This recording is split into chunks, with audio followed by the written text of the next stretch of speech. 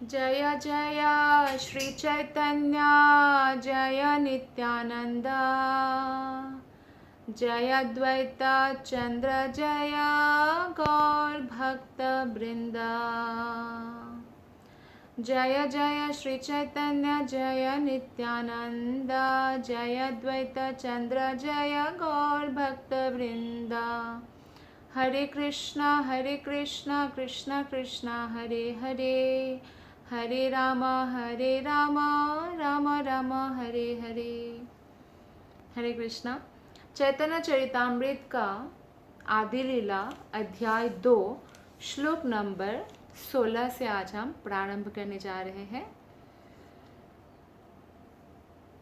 Shri Govind भजियामि Teh मोर पति, ताहार प्रसादे मोर है सृष्टि शक्ति।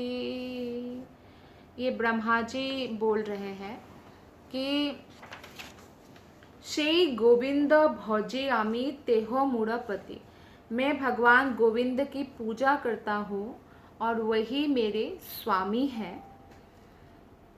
ताहार प्रसादे मोर है सृष्टि शक्ति, केवल उन्हीं की कृपा से मुझ में ब्रह्मांड का सृजन करने की शक्ति है। तो ब्रह्मा जो है वो इस बात को भलीभांति जानते हैं कि भगवान श्री कृष्ण के कारण ही वो ये सृष्टि करने के लिए समर्थ हुए हैं, क्योंकि ब्रह्मा जी भगवान के भक्त हैं इसलिए। तो यानी हमें भी बहुत कृतज्ञ होना चाहिए भगवान के प्रति कि भगवान ने जो भी बुद्धि हमें दिया है या स्मरण शक्ति दिया है या आँखों से देखने की शक्ति दिया है, कानों से सुनने की शक्ति दिया है, तो ये सब के सब शक्ति जो है भगवान कृष्ण के कारण ही संभव हुआ है। अन्यथा जो है हम कुछ भी नहीं कर सकते, भगवान की कृपा के बिना हम कुछ भी करने के लिए समर्थ नहीं है। तो जबकि सूर्य जो है अन्य ग्रहों से बहुत दूर स्थित है, किंतु उसकी किरणें, जैसे पृथ्वी लोक में भी सूर्य की किरणें ही एक्चुअली भरण पोषण करती है। अन्य ग्रहों को भी सूर्य से प्रकाश पहुंचता है। निस्संदेह सूर्य समूचे ब्रह्मांड के ऊपर अपनी ऊष्मा तथा प्रकाश वितरण करता है। इसी प्रकार परम सूर्य रूपी गोविंद अपनी विभिन्न शक्तियों के रूप में हमेशा हमारे ऊपर उनकी कृपा दृष्टि डालते हैं। ऊष्मा और प्रकाश जैसे सूर्य देते हैं हर किसी को, भगवान सबका पालन पोषण कर रहे हैं, भले ही कोई उनकी पूजा करे या कोई उनकी पूजा ना करे। तो इतने दयालु है भगवान। सूर्य की ऊष्मा तथा उसका प्रकाश सूर्य से अभिन्न होते हैं। सूर्य है तभी प्रकाश है और दोनों में कोई अंतर नहीं है। जैसे सूर्य से जैसे रोशनी तुरंत निरंतर निकल रहा है, इस प्रकार भगवान के शरीर से हमेशा ब्रह्म ज्योति निकलता रहता है। और ब्रह्म ज्योति इसीलिए है क्योंकि भगवान है, तो ये भगवान से जो है अभिन्न है। लेकिन सिर्फ ब्रह्म ज्योति का कोई अगर आराधना करते हैं तो फिर उनका बुद्धि लेकिन फिर भी पूर्ण नहीं माना जाता, क्योंकि एक्चुअली ब्रह्म ज्योति कहाँ से आ रहा है उनको नहीं पता चलता है। तो इसलिए सर्वव्यापी ब्रह्मा सर्वव्यापी गोविंद है। तो जैसे भगवान श्री कृष्ण के और अगर कोई चलता रहे, भगवान कृष्ण की सेवा करता रहे, तो उसको भौतिक जगत का जो भी ताप है उसका अनुभव नहीं होगा, अज्ञानता उसको नहीं छू सकेगा। इसीलिए बोला गया है कृष्ण सूर्य समा माया है अंधकार, जहाँ कृष्णा तहाँ नहीं माया अधिकार। जिस तरह से अगर आप निरंतर मान लीजिए आप सूर्य की ओर चलते जाएं, तो आप कभी भी अंधकार का सामना नहीं करेंगे, क्योंकि सूर्य एक्चुअली हमारे नज़र से अस्त होते हैं। एक्चुअली सूर्य की रोशनी हमेशा ही निकलता रहता है। ठीक उसी प्रकार से अगर हम भगवान की ओर ही चलते रहेंगे, अर्थात भगवान की स्मरण वंदन पूजन दर्शन आदि करते रहेंगे, तो अज्ञानता हमें कभी स्पर्श नहीं कर पाएंगे। श्लोक नंबर 17 में बताया गया है। श्रीमद् भागवतम के 11वां स्कंद के 6 चैप्टर के 47 श्लोक है। मुनयो वातवासनाः श्रमणा ऊर्ध्वं मंथिनः ब्रह्माख्यं धाम ते यान्ति शान्तः सन्यासिनो मलः। वे नग्न साधु तथा सन्यासी जो कठोर तपस्या करते हैं, जो अपने वीर्य को मस्तिष्क तक ऊपर उठा सकते हैं, ऊर्ध्व रहता है, तथा जो ब्रह्म में पूर्णतया स्थित है, वे ब्रह्मलोक नामक मंडल में निवास कर सकते हैं। तो इस श्लोक में वात वासना ये साधुओं के लिए आया है। तो अपना मनुष्य जीवन वो इंद्रिय तृप्ति कर सकते थे, लेकिन इंद्रिय तृप्ति ना करके वो इंद्रिय निग्रह करते हैं। और कोई भी व्यक्ति जो इंद्रिय निग्रह करते हैं, भगवान को वो पसंद आते हैं।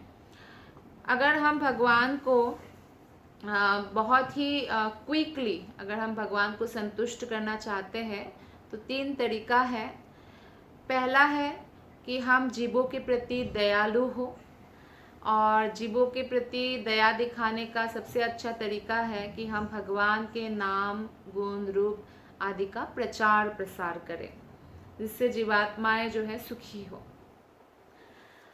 दूसरा है कि हमें जो भी मिला है उसमें हम संतोष करें और हम भगवान की भक्ति में लगे रहें। और तीसरा है जो बहुत इम्पॉर्टेंट है कि अपने इंद्रियों को इंद्रिय तृप्ति से विरत रखें या कंट्रोल करें अपने इंद्रियों को, अपने मन को।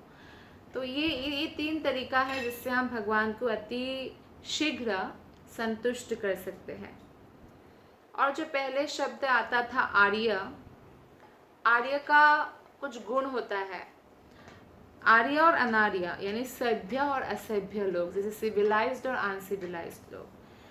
तो आर्य उनको माना जाता है जो अपने खुद कोई घमंड नहीं करते, बढ़ा चढ़ा नहीं जो है बढ़ा चढ़ा कर बातें नहीं करते हैं, और बल्कि वो भगवान के एक्चुअल भक्त होते हैं, जो अपने ड्यूटी है उसका पालन करते हैं।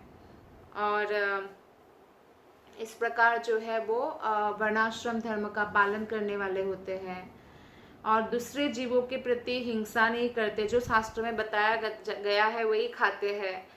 और स्लॉटर हाउस या जीवों को मारने वाले कोई भी ऐसा जो है बोलते हैं ना कातिल खाना, ऐसा नहीं बनाते हैं। तो उनको आर्य कहा जाता है। और आर्य लोग ही एक्चुअली शास्त्रों के अनुसार चलने वाले लोग हैं और भगवान की भक्ति में पूरी तरह स्थित हो सकते हैं। तो यहाँ पे इस श्लोक में जो बताया गया है कि साधु लोग जो है वो भौतिक वस्तु की परवाह नहीं करते, मतलब वो गर्मी सर्दी सब कुछ मतलब सहन करते हैं, उनमें कैपेबिलिटी है, लेकिन फिर भी वो मधुकरी करते, मतलब भिक्षा मांगकर खाते हैं, क्योंकि भिक्षा मांगने से ये लोगों का कल्याण होता है। जब कोई साधु जो बहुत बड़ा तपस्वी है, बहुत बड़ा भक्त है, वो दूसरों के घर घर जाकर भिक्षा मांगते हैं, कभी भी घर वाले साधुओं से मिलने नहीं जाते हैं, बहुत कम लोग जाते हैं, तो फिर उनके घर में आंगन में जब वो भिक्षा मांगते हैं और वो कुछ भी भिक्षा देते हैं तो इससे उस व्यक्ति का कल्याण होता है। जो ऐसे सोचते हैं कि हम इनको खिला रहे हैं, बहुत बड़ी मूर्खता है। एक्चुअली उनकी चरण पड़ने से वो घर तीर्थ स्थान में परिवर्तित होता है। और ऊर्ध्वरेता उनको कहा जाता है कि जो पुरुष होते हैं उनका जनरली नीचे की ओर वीर्य स्खलन होता है, लेकिन साधु जो होते हैं वो अपने वीर्य को नीचे से ऊपर ला सकते हैं, ऊपर लाकर जो है मस्तिष्क तक ले जा सकते हैं, और इस तरह वो बहुत शक्तिशाली हो जाते हैं और बहुत बुद्धिमान बन जाते हैं। स्मृति प्रखर हो उठती है उनका, और उनका मन कभी भी फिर परम सत्य भगवान से विचलित नहीं होते हैं, और ना ही वो कभी उनका मन ऐसे कलुषित या प्रदूषित होते हैं कि मुझे कोई भौतिक भोग करना है। तो ऐसे साधु सन्यासी जो है कठोर अनुशासन में तपस्या करते हैं और अति शांत होते हैं। तो ये ऐसे व्यक्ति प्रकृति के गुणों से परे होते हैं। नेक्स्ट 18 श्लोक में बताया गया है, आत्मांतरयामी यरि যোগ শাস্ত্রে কয়, আত্মান্তর্যামী যারে যোগ শাস্ত্রে কয়, সেই গোविंदेर अंश विभूति जे হয়।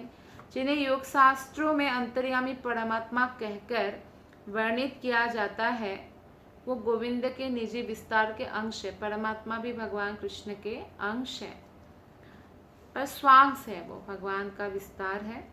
और पुरुष के 3 विस्तारों को समझकर, 3 विस्तार की है पुरुष अवतार क्या है, भगवान कृष्ण से ही महाविष्णु, गर्भोदकशायी विष्णु और क्षीरोदकशायी विष्णु, ये 3 विष्णु का विस्तार जो समझता है जीव, तो वो केवल जो भौतिक ज्ञान है 24 तत्वों का ज्ञान, उसकी अवस्था को पार कर सकता है। ये जो तीनों पुरुष है, महाविष्णु, गर्भोदकशायी विष्णु, क्षीरोदकशायी विष्णु, महाविष्णु को कारुण्डकशायी विष्णु भी कहते हैं, तो ये तीनों पुरुष भौतिक जगत के जो भी व्यापार है उसका निर्देशन करते हैं। क्या बिजनेस है भौतिक जगत का? व्यापार, सृष्टि करना, पालन पोषण करना, कर्म का साक्षी परमात्मा होते हैं। तो इसलिए जिस किसी ने सृजन की प्रक्रियाओं की जटिलताओं को भलीभांति अध्ययन किया है, भागवत में बताया गया है ये सब, तो वो बड़ी सरलता से जान सकता है कि वे परमात्मा परम पुरुष कृष्ण के अंश है। एते चांश कला पुंस कृष्णस्तु भगवान स्वयं। सारे अवतारों का वर्णन करने के बाद वो देखते हैं कि बताया जाता है हमें कि भागवतम में कि ये ते चांश कला पुंस कृष्णस्तु भगवान स्वयं, ये सब भगवान कृष्ण के अंश है या अंश के अंश है, लेकिन कृष्ण भगवान स्वयं है। इंद्राणी व्याकुलम लोकम हृदयंती युगे युगे, तो भगवान कृष्ण स्वयं भगवान है, इस बात को स्पष्ट बताया जाता है। अगर आप श्रीमद् भागवतम और भागवत गीता जो महाभारत का अंश है, महाभारत में जो मुख्य सब्जेक्ट है ना, जिसलिए महाभारत दिया गया, actually principal subject Bhagavad Gita है, जिसमें वेदों का सारा सार है, लेकिन फिर भी कम बुद्धिमान लोग महाभारत के प्रति या उनकी कहानियों के प्रति आकृष्ट होते हैं, क्योंकि उसमें उनको सारा मटेरियल मिल जाता है, इकोनॉमिक्स, पॉलिटिक्स और भी जितना युद्ध आदि सब कुछ, मतलब वर्णाश्रम में भी जो पालन करना है, क्या करना है, क्या नहीं करना है, वो उस लेवल में देवी वर्णाश्रम की लेवल पे नहीं ले जाता है। लेकिन जब वो भागवत गीता को समझने का प्रयत्न करते हैं तब वो समझ सकते हैं। तो इसलिए महाभारत को कम बुद्धिमान लोगों के लिए बताया गया है। स्त्री, शूद्र, यानी जिसका मन, या वैश्य भी, जैसे जिसका मन, बिजनेसमैन का मन मनी में लगा रहता है, कैसे मनी वो करे, या स्त्रियों का मन भी जैसे वस्त्र, अलंकार या छोटी छोटी बातों में परेशान हो जाना, इसमें लगा रहता है। तो कहने का मतलब है कि ये सारे जो है वेद है, उपनिषद है, पुराण है, इसको अलग अलग से कलयुग में पढ़ने की आवश्यकता नहीं है। सबका सारांश भागवतम और भागवत गीता में दिया गया है।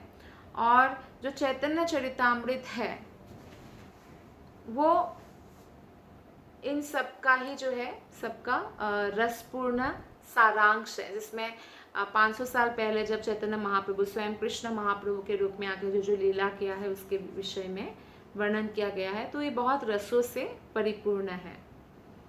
श्लोक नंबर 19, अनंत स्फटिके ये छे कसूर्य भाषे, तेछे जीवे गोविंदेर अंश प्रकाशे।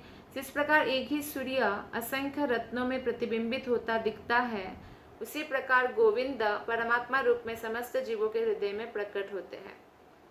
तो सूर्य तो एक ही स्थान पर होता है, लेकिन ऐसा लगता है कि बहुत सारे रत्न में भी अगर सूर्य की रोशनी पड़ गया तो उसमें प्रतिबिंबित हो जाते हैं सूर्य। ऐसा लगता है कि बहुत सारे स्थानों में एक एक सूर्य है।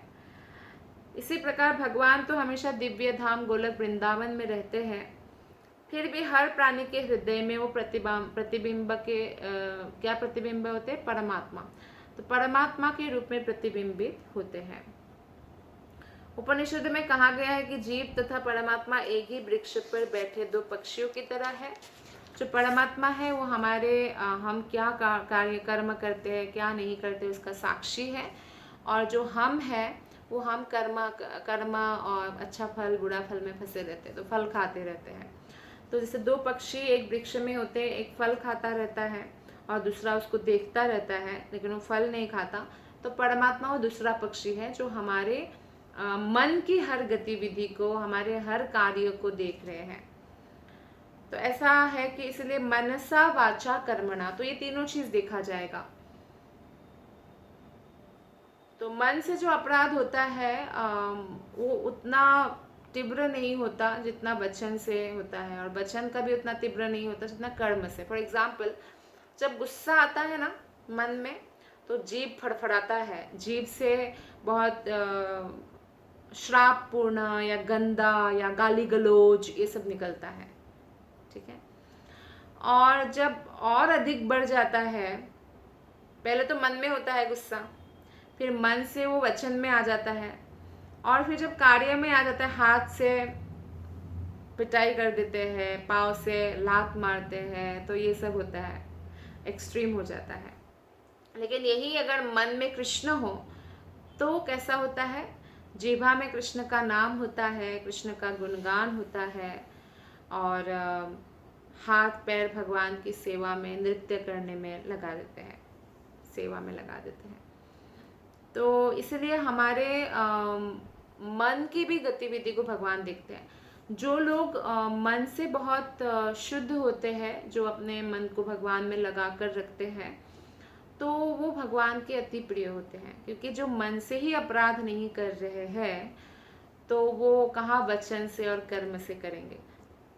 जैसे अनइंटेंशनली कई बार मान लीजिए किसी ने एक स्त्री को क्रॉस किया, कोई पुरुष थे, और गलती से टच हो गया, तो बहुत क्षमा प्रार्थना मांगते हैं, I am very sorry sorry sorry, और स्त्री भी समझ जाती है कि गलती से ऐसे हो गया, मतलब जैसे धक्का लग गया, कोई बात नहीं, तो माफ़ कर देती है। लेकिन जो जानबूझकर बदतमीजी करते हैं ना, उनको माफ़ नहीं किया जाता है। तो ठीक इसी प्रकार से जब हम इंद्रिय निग्रह का प्रयत्न करते रहते हैं लगातार, और भगवान की सेवा में अपने मन को लगाने की प्रयत्न करते रहते हैं, तो भगवान हमारी मदद करते हैं, और कितनी बारी भगवान हमें क्षमा कर देते हैं कि ये मन को जो है मेरे में लगाने का भरसक प्रयास कर रहा है, लाइक दैट। तो आगे भगवान का एक श्लोका आता है भागवत गीता में 10.42, जिसमें भगवान अर्जुन से कहते हैं कि अब मैं तुमसे और अधिक क्या कहूँ, मैं केवल अपने एक अंश के द्वारा इस विराट जगत में व्याप्त रहता हूँ। क्या है अंश? परमात्मा, भगवान कृष्ण के अंश है। तो भीष्म पितामह जो है वो भगवान को बहुत अधिक जानते हैं और भगवान के बहुत शुद्ध भक्त भी हैं। तो वो जो है वो बोलते हैं, भीष्म पितामह ने बोला है कि जिस प्रकार एक ही सूर्य विभिन्न दर्शकों को भिन्न भिन्न रूप से अवस्थित प्रतीत होता है, उसी तरह हे अजन्मा आप हर जीव में परमात्मा के रूप में भिन्न भिन्न प्रकार से प्रतिनिधित्व करते प्रतीत होते हैं। किंतु जब दर्शक अपने आप को आपके सेवक के रूप में जान लेता है तो उसमें वैसा द्वैत नहीं रह पाता। इस प्रकार अब मैं आपके शाश्वत रूपों को समझने में समर्थ हूँ। तो ये बात जानना बहुत लोगों के वश में नहीं है कि हम परमात्मा के अंश हैं, हम भगवान के अंश हैं। तो अभी इसलिए तो क्योंकि जानने वश में नहीं है, इसलिए जो लोग ऐसे बोलते हैं मैं भी भगवान आप भी भगवान, सब भगवान बन सकते हो, तो मान जाते हैं। लेकिन कोई भी आत्मा कभी भी परमात्मा नहीं बन सकते, ये परम सत्य है। श्लोक नंबर 22 में बताया गया है, श्वेत गोविंद साक्षात चैतन्य गोसाई, जीवन स्तरिते छे दयालु आर नाई। वही गोविंद स्वयं चैतन्य गोसाई के रूप में प्रकट होते हैं, यानी कृष्ण ही चैतन्य महाप्रभु है।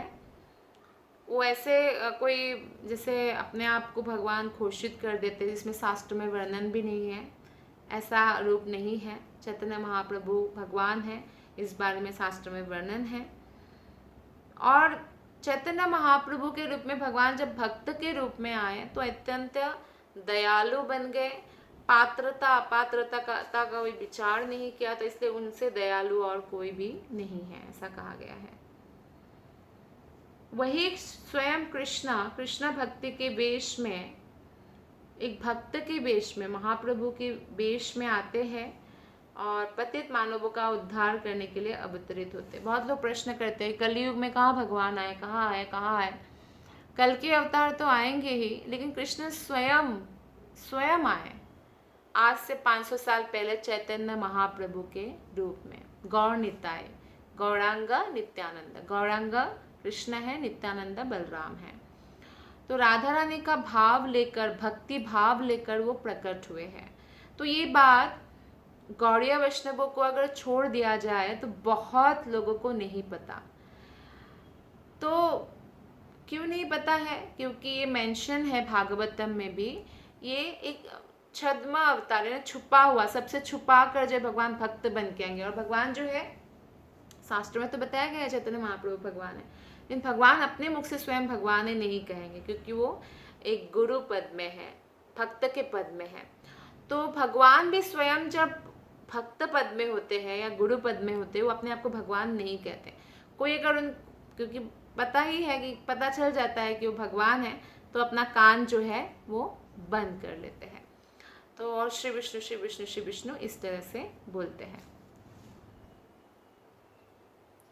भगवत गीता में भगवान श्री कृष्ण ने प्रत्यक्ष उपदेश दिया है कि परमेश्वर एक व्यक्ति है, निर्विशेष ब्रह्म उनका दीप्तिमान तेज है और परमात्मा उनके अंश रूप है। अतः सारे मनुष्य को उपदेश दिया गया था कि सारी संसारी वाद को त्याग कर भगवान कृष्ण के मार्ग को अनुसरण करें।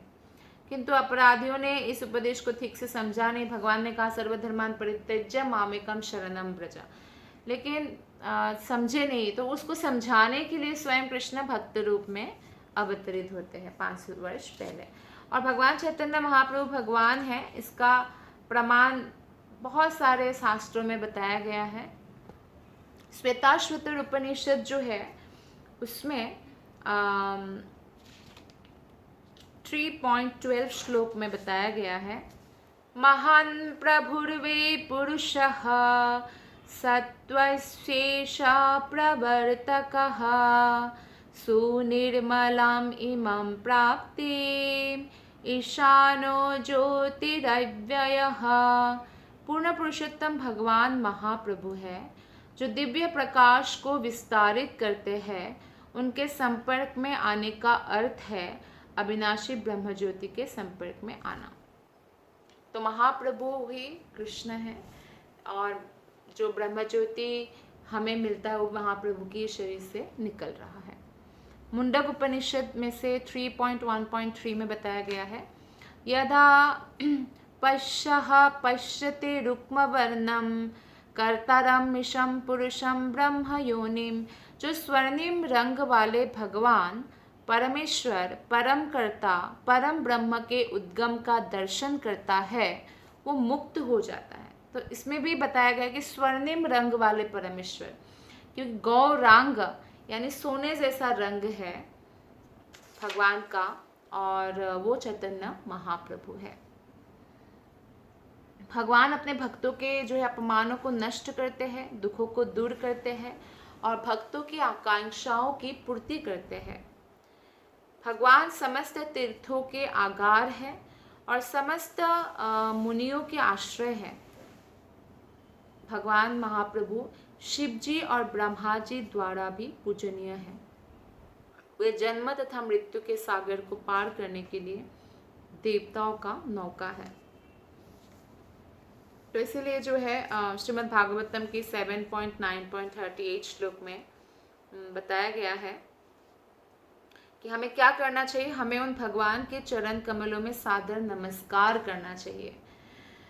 तो चैतन्य महाप्रभु स्वयं भगवान है और गौर निताय की विग्रह का, इसलिए हर एक को गौर निताय की विग्रह का आराधना करना चाहिए, चैतन्य निताय की विग्रह का, क्योंकि राधा कृष्ण की विग्रह में बहुत जो है नियमों को पालन करना होता है। लेकिन अगर गौर निताय की विग्रह में आपका कोई अपराध भी हो जाता है तो 85% अपराध माफ हो जाता है। और जैसे आप कीर्तन करते उसी से भगवान खुश हो जाते हैं, और बहुत दयालु है गौर निताय। तो गौर निताय की विग्रह रखने से, उनकी आराधना करने से बहुत जल्दी हमें राधा कृष्ण का प्रेम मिल जाता है। इसलिए मनुष्य को हमेशा भगवान का ध्यान करना चाहिए। और इसमें बताया गया है भागवतम के श्लोक में कि जब स्वयं कृष्ण महाप्रभु के रूप में आते हैं तो चैतन्य महाप्रभु ने 24 साल में ही संन्यास ले लिया था प्रचार प्रसार के लिए। तो वो अपना गृहस्थ जीवन त्याग दिया और नित्य सहचरी लक्ष्मी, जो उनकी पत्नी है विष्णु प्रिया, उनको भी उस समय, क्योंकि संन्यास लेंगे तो त्याग देना पड़ता है, त्याग दिया। और उनकी प्रशंसा स्वर्ग के निवासी भी करते हैं। वे उन पतितात्माओं का उद्धार करने के लिए जंगल में गए जो भौतिक शक्ति माया द्वारा मोह में डाल दिए जाते हैं। तो चैतन्य महाप्रभु तो झारखंड के जंगलों में भी से निकले थे, तो भी हरे कृष्ण महामंत्र का जब उन्होंने कीर्तन किया तो शेर, भालू, हिरन, सांप सब एक साथ मिलके, गले गले मिलके नृत्य कर रहे थे। एक दूसरे से कितने हिंसक होते हैं ये, है ना, जानवर जो होते हैं, लेकिन फिर भी महाप्रभु भगवान है तभी ऐसा कर सके, नहीं तो कोई साधारण व्यक्ति ऐसा करने जाएंगे संभव नहीं हो पाएगा, है ना। तो भगवान ही ऐसा कर सकते हैं कि उनको आत्मा के लेवल में लाकर उनका बुद्धि ऐसा हो गया कि वो सब लोग हरे कृष्ण महामंत्र गा रहे हैं और नृत्य कर रहे हैं। तो ये संभव सिर्फ भगवान कर सकते हैं। कृष्ण यामल तंत्र में बताया गया है, पुण्य क्षेत्रे नवद्वीपे भविष्यामि सची सुतः, कि नवद्वीप की पवित्र भूमि में सची देवी के पुत्र के रूप में प्रकट होगा। देखिए, जो भी हमारा पुराण उपनिषद है, वेद है, वो तो 5000 वर्ष पूर्व ही संकलित किया गया ना, मतलब मौखिक चलता था, फिर लिखित रूप दिया गया व्यासदेव जी के द्वारा। तो फिर उसी समय जब महाप्रभु उसके लिखने के भी 4500 साल बाद आने वाले थे, उनके बारे में कि सची माता होंगे, ये लिखा गया। सची सुता मतलब सची देवी का पुत्र, और पुण्य क्षेत्र नवद्वीप, नवद्वीप नामक पुण्य क्षेत्र में उनका प्राकट्य होगा, ये भी लिखा गया। अब वायु पुराण में आइए देखिए कहा प्रमाण है वायु पुराण में कि चैतन्य महाप्रभु ही स्वयं भगवान है। कलो संकीर्तन आरंभे भविष्यामि सची सुतः, कलयुग में जब संकीर्तन आंदोलन का शुभारंभ होगा तब मैं सची देवी के पुत्र के रूप में अवतरित होऊंगा। तो ये भी पहले से भविष्यवाणी किया गया कि कलयुग में संकीर्तन आंदोलन का शुभारंभ होगा, और सची देवी नाम भी भविष्यामि सची सुतः, ये भी बताया गया। ब्रह्मयामल तंत्र में बताया गया, अथवाहं धराधामे भूत्वा मद्भक्तरूपधृक् मायायां च भविष्यामि कलो संकीर्तनागमे। कभी कभी मैं पृथ्वी पर भक्त के वेश में प्रकट होता हूँ, भगवान कहते हैं, विशिष्टया मैं कलयुग में प्रकट होऊंगा संकीर्तन आंदोलन का प्रारंभ करने के लिए।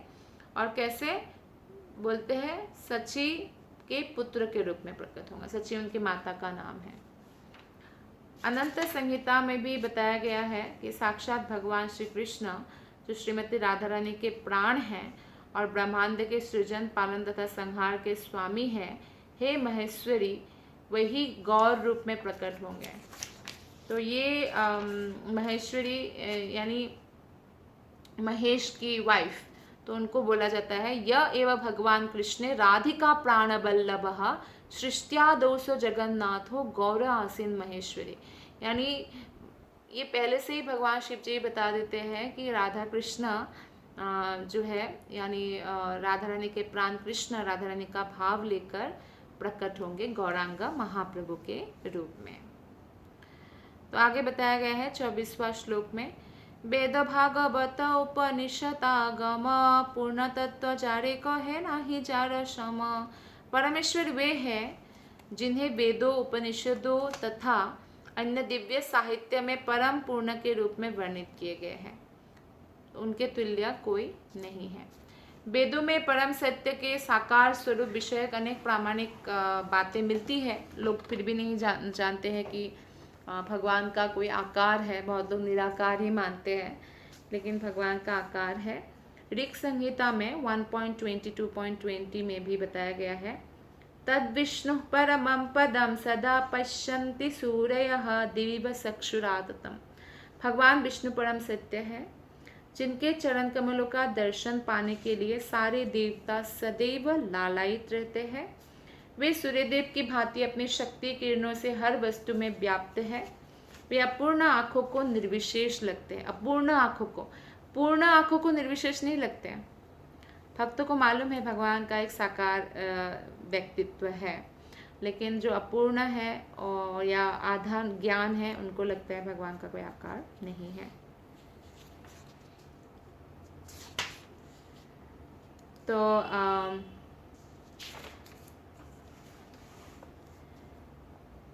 आगे बताया गया है 25वां श्लोक में, भक्ति जुगे भक्त पाए जाहर दर्शन, सूर्यायेन सविग्रह देखे देवगण। भक्ति योगे भक्त पाए जाहर दर्शन मीन्स जिसका दर्शन भक्ति योग के माध्यम से होता है भक्त को, तो भक्तगण अपनी सेवा के भक्ति का मतलब क्या है? कृष्ण की सेवा। तो भक्तगण अपनी सेवा के माध्यम से भगवान को उसी तरह देखते हैं जिस प्रकार स्वर्ग के निवासी सूर्यदेव को देखते हैं। जो पूर्ण पुरुषोत्तम भगवान का एक शाश्वत रूप है, और भौतिक आंखों से हम या मानसिक कल्पना करके शायद भगवान ऐसे होंगे, हम नहीं देख सकते हैं। केवल दिव्य भक्ति द्वारा ही भगवान के दिव्य रूप को समझ सकते हैं। तो भगवान के दिव्य रूप को समझने के लिए हमें भी उस दिव्यता तक पहुंचना होगा, और उसके लिए हमें क्या करना होगा? भक्ति में लगे रहना होगा। तो यहाँ पर जो है इसकी तुलना सूर्यदेव के व्यक्तित्व के दर्शन करने की योग्यताओं से की गई है, क्योंकि सूर्यदेव जो है एक व्यक्ति है ना, लेकिन हमारी आँखों से तो हम देख नहीं पाते हैं कि सूर्यदेव एक व्यक्ति है, तो ये हम देख नहीं पाते हैं। तो इस प्रकार जो है साधारण लोग जो है भगवान के दिव्यता को समझ नहीं सकते हैं, और इसीलिए जो है केवल उनकी आंखें सूर्यदेव के चारों ओर से घेरने वाले तीव्र प्रकाश को पार करने के लिए सक्षम हैं, जो जैसे कि देवतागण हैं। मनुष्य को तो नहीं दिखते, मनुष्य भले ही सूर्य को कितना भी निहारे पर देख नहीं सकते। सूर्य एक व्यक्ति है, सूर्य के देवता जो है सूर्य के लोक के राजा, लेकिन देवतागण जो स्वर्गलोक में रहते हैं तो वो लोग देख सकते हैं। ठीक उसी प्रकार से भगवान को भक्त लोग ही देख सकते हैं, समझ सकते हैं, लेकिन बाकी लोग जो है नहीं समझ सकते हैं।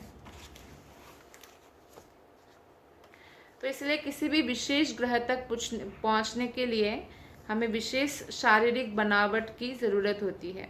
सूर्यलोक में जाना है किसी को, तो वो सूर्य लोक में रहने लायक उनका बॉडी ऐसे तत्व से बना होना चाहिए। तो उसी प्रकार से भगवत धाम अगर हमें जाना है, तो भगवान के जो है धाम में जाने के लिए जो भी क्वालिफिकेशन चाहिए वो हमें प्राप्त करना होगा। कई बार जो है बहुत सारे भक्त हैं, जैसे वृंदावन में मान लीजिए रहते हैं, तो लेकिन कई सारा अपराध करते हैं, तो फिर भगवान उनके लिए भी व्यवस्था करते हैं।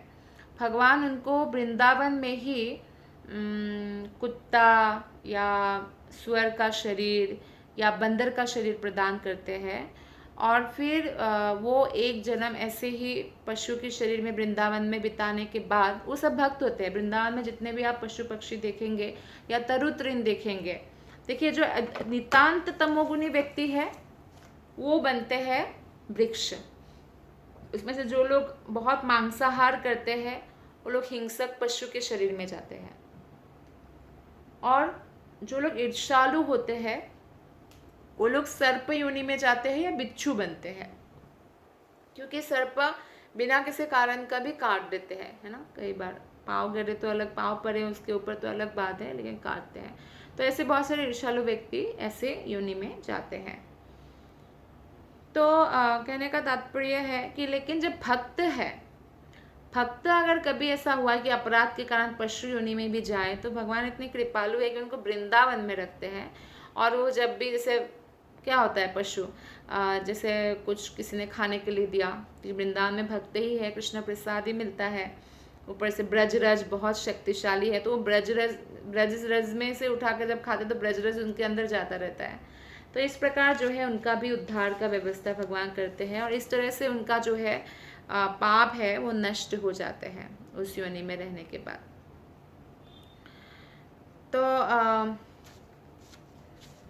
तो लेकिन हमें ये ध्यान रखना चाहिए कि हम कभी भी ऐसा ना सोचे कि अब हम जो है निर्जन भजन करेंगे और हम जो है अकेले रहेंगे, अकेले भक्ति करेंगे, भक्तों का संग की ज़रूरत नहीं है। ऐसा संभव नहीं है, क्योंकि जो भक्ति में प्रगत नहीं है उनका मन उनको अकेले में बहुत डिस्टर्ब करेगा, और वो सोने में नींद आएगी, खाने में बिजी रहेंगे, आहार निद्रा भय मैथुन आदि से पीड़ित रहेंगे। लेकिन भक्तों के साथ उनके उत्साह बढ़ेगा भक्ति करने का। पृथ्वी के जो निवासी है वो सूर्यलोक में पहुंचना मुश्किल है, वो अग्निमय मंडल जैसा है, लेकिन स्वर्ग के निवासी पहुंच सकते हैं वहां पे। यानी पृथ्वी के मनुष्य के लिए जो असंभव है वो स्वर्ग के देवताओं के लिए सुगम है, क्योंकि उनके शरीर भिन्न प्रकार के होते हैं ना देवताओं के। इसी तरह भगवान का दर्शन करने के लिए मनुष्य के पास भक्ति की आध्यात्मिक आंखें होनी चाहिए। नहीं तो ये बहुत मुश्किल है कि कोई भगवान को जान पाए।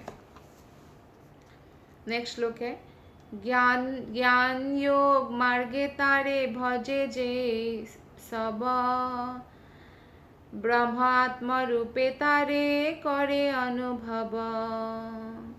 जो लोग ज्ञान तथा योग के मार्गों पर चलते हैं वे भगवान ही की पूजा करते हैं, क्योंकि वे निर्विशेष ब्रह्म तथा अंतर्यामी परमात्मा के रूप में उन्हीं का अनुभव करते हैं।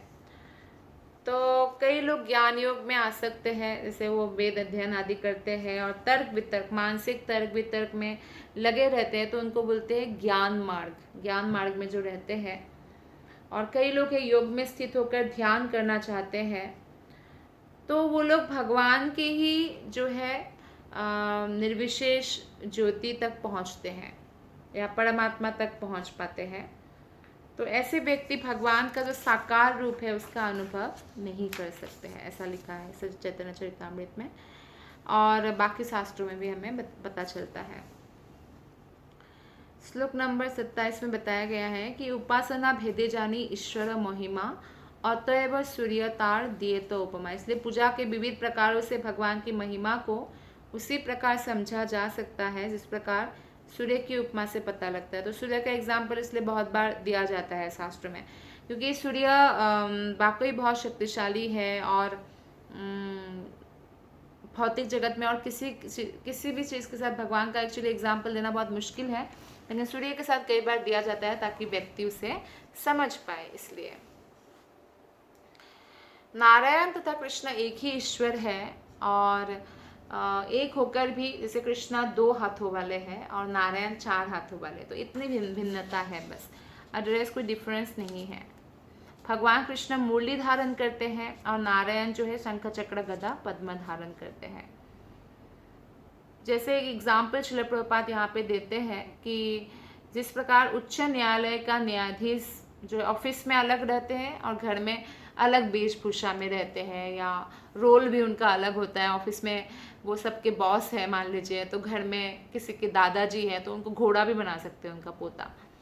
तो इस तरह से भगवान का ऑफिस है वैकुंठ जगत। तो भगवान विष्णु जो है इस प्रकार कृष्ण से अभिन्न है, पर वो ऑफिस में है और सब लोग दास है, वहाँ दास्यरस है। और कृष्ण जो है वो घर में है, जैसे किसी का पुत्र है तो किसी का पति है तो किसी का सखा है इत्यादि। तो ये डिफरेंस है, अन्यथा कोई डिफरेंस नहीं है, क्योंकि कृष्ण से ही विष्णु का आगे विस्तार होता है। इसलिए तो आगे श्लोक में बताया गया है, इसलिए पूजा के विविध प्रकारों से भगवान की महिमा को उसी प्रकार समझा जा सकता है जिस प्रकार, हाँ, तो ये हमने जाना कि भगवान को हमें समझने के लिए क्या करना चाहिए, जो है शास्त्रों का सहारा लेना चाहिए और भक्तों की संगति करना चाहिए, और नारायण और कृष्ण में कोई अंतर नहीं है, और कृष्ण स्वयं ही महाप्रभु के रूप में आते हैं। तो एक्चुअली ब्रह्मा जी जब कृष्ण से माफ़ी मांगने जाते हैं ना, वो गाय बछड़े आदि चुरा लेते हैं, तो भगवान ऐसा दिखाते हैं कि भगवान उनको जानते ही नहीं, क्योंकि नारायण ही सब कुछ है, लाइक मैं तो एक छोटा बालक हूँ, मैं तो खेल रहा हूँ गोप बालकों के साथ, ऐसा दिखाते हैं।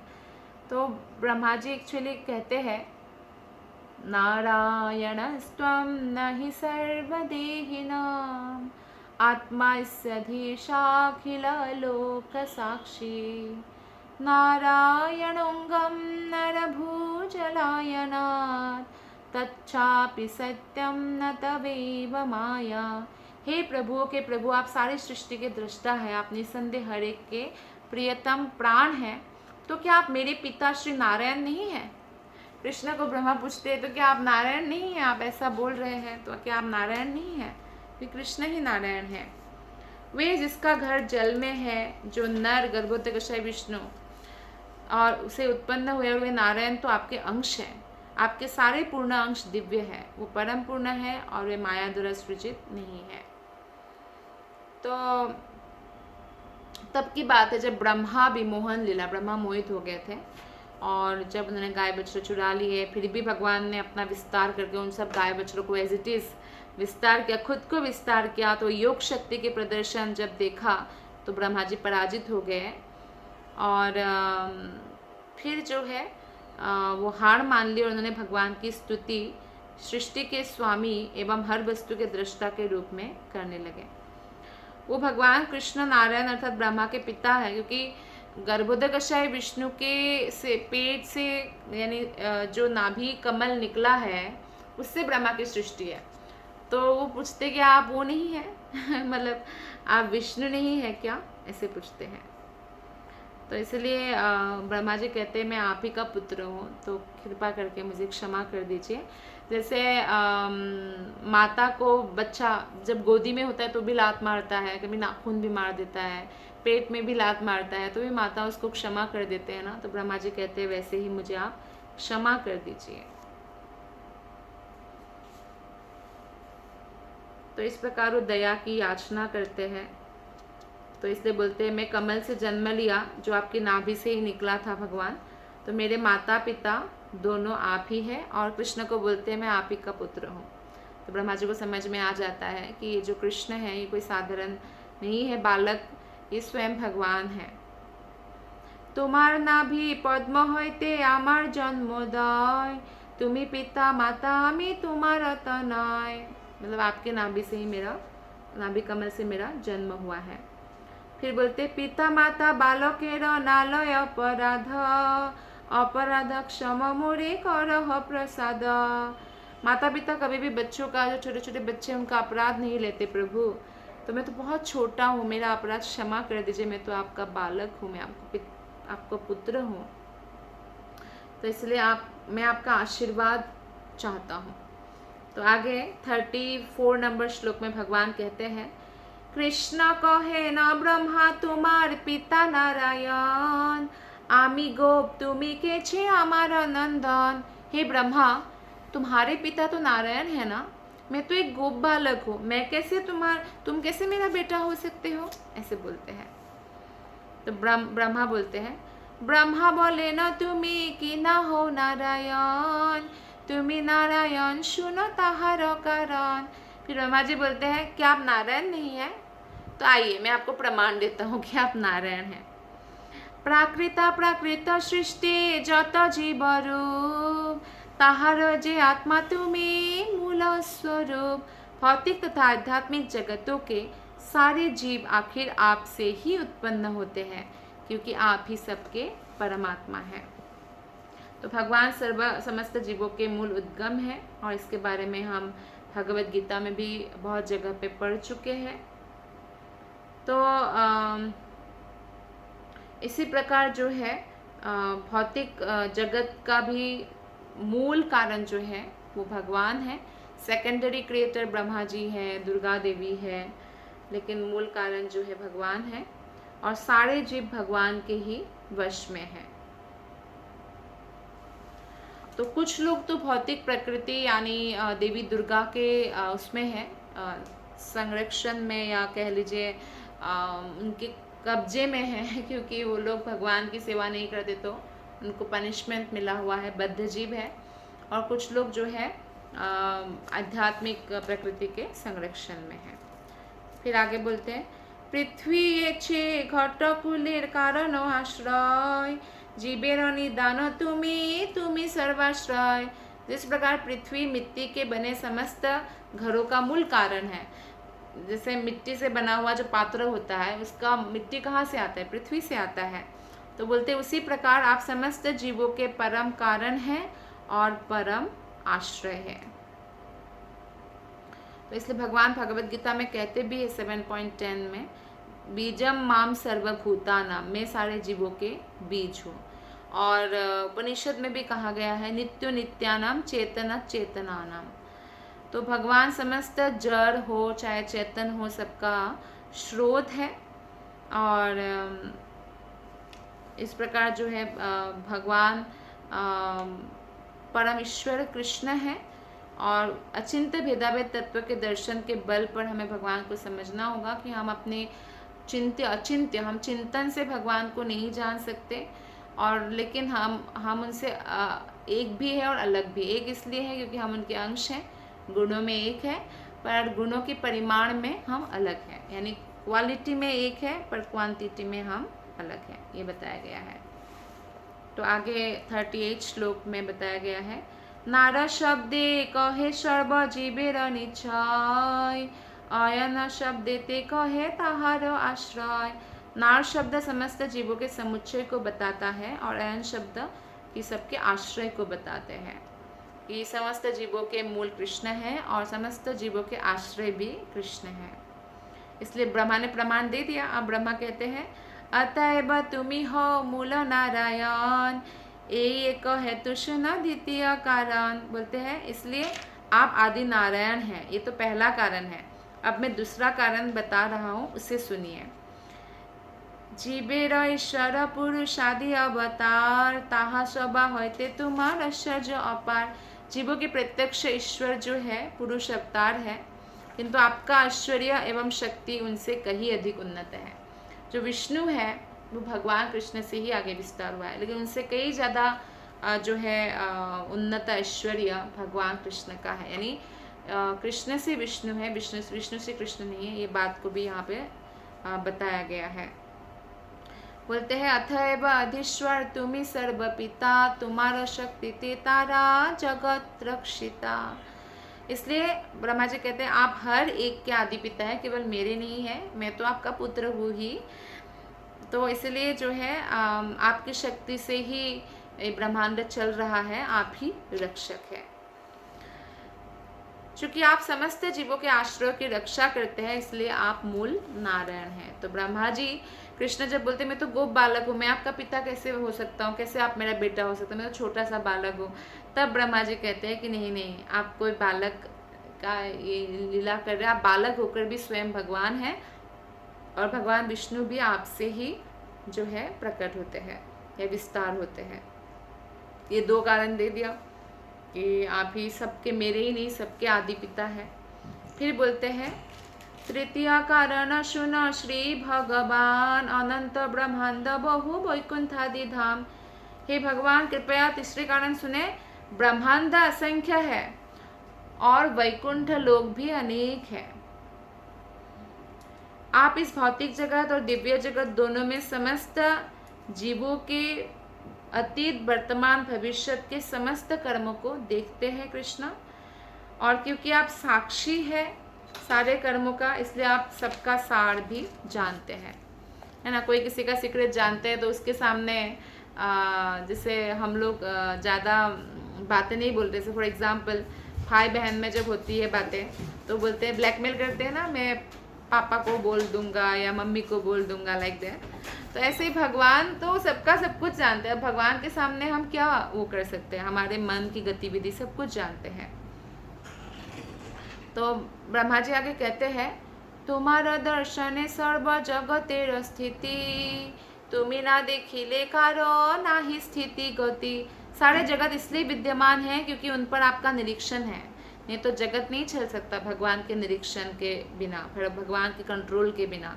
बोलते हैं आपके निरीक्षण के बिना तो कोई जीवित भी नहीं रह सकता है, ना हिल सकता है।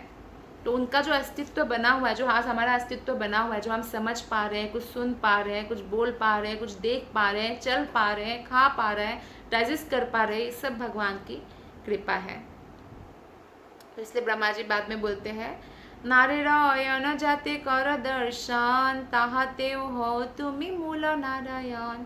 आप सारे जीवों की गतियों का निरीक्षण करते हैं और इसलिए भी आप क्या है, आदि भगवान नारायण हैं। तो इस तरह से ब्रह्मा जी जो है प्रमाण देते हैं कि आप मेरे पिता हैं, और आप सिर्फ मेरे पिता ही नहीं, आप मूल नारायण हैं, सबके पिता है एक्चुअली आप। तो ये प्रमाण के साथ जो है उल्लेख करते हैं। तो इसी के साथ आज हम यही क्लास समाप्त करेंगे। आप सबका बहुत बहुत धन्यवाद। हरे कृष्णा।